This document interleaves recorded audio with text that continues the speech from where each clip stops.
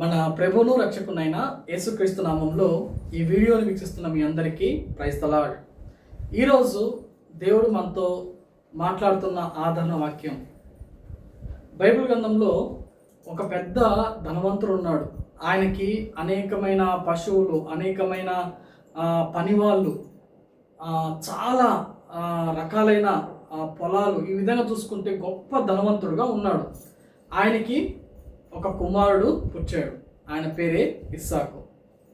ఆ ఇస్సాకు ఎలాంటి వ్యక్తి అంటే చాలా అమాయకుడు అన్నమాట. ఎవరైనా సరే దౌర్జన్యానికి వచ్చినా, ఎవరైనా సరే అన్యాయంగా ఏదైనా తీసుకున్నా సరే అని వదిలిపెట్టి వెళ్ళేవాడే కానీ ఎప్పుడు ఎదురు తిరిగి కొట్లాడేవాడు, లేకపోతే ఎదురు తిరిగి ఫైట్ చేసేవాడు కాదు. అలాంటి మంచి మనిషి ఇస్సాకు. అయితే ఇస్సాకు జీవితంలో ఏం జరిగింది అంటే, వాళ్ళ నాన్న అనేక బావులు ఇస్సాకుకి ఇస్తాడనమాట. అనేక బావులు, శ్రేష్టమైన బావులు. ఆ రోజుల్లో బావులు ఉంటే మంచి ధనవంతులని అర్థం. ఆ బావుల్లో మంచి మంచి నీళ్లు దొరికేవి.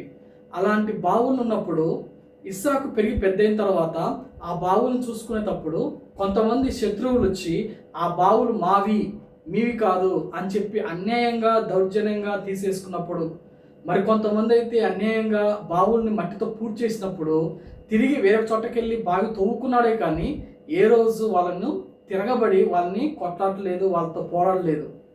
ఇది చూసిన దేవుడు ఇస్సాకును బహుగా ఆశీర్వదించాడు.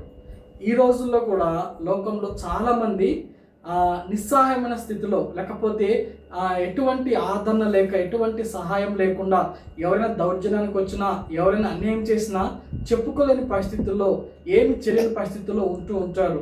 అలాంటి వారికి దేవుని యొక్క ఆదరణ వాక్యం ఏంటంటే, ఇస్సాకుకు తోడై ఉన్న దేవుడే ఈరోజు కూడా నీకు మనకి కూడా తోడుగా ఉన్నాడు. ఆయన ఎవరైతే బలహీనులుగా ఉన్నారో వాళ్ళని బలవంతులుగా చేయగల దేవుడు. ఎవరైతే పేదరికంగా పెంట కుప్ప మీద ఉన్నారో వాళ్ళని పైకి లేవనెత్తే దేవుడు యేసయ్య.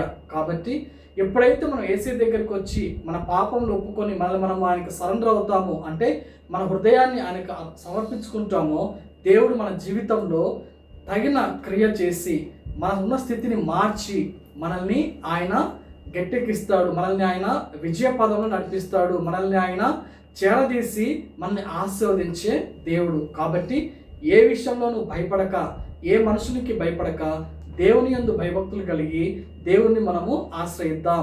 అలాంటప్పుడు ఇస్సాకుకు తోడై ఉన్న దేవుడే మనకు తోడుగా ఉండి ఇశ్రాయేలు ఏ విధంగా దీవించాడో ఆ విధంగా మనల్ని కూడా దీవిస్తాడు.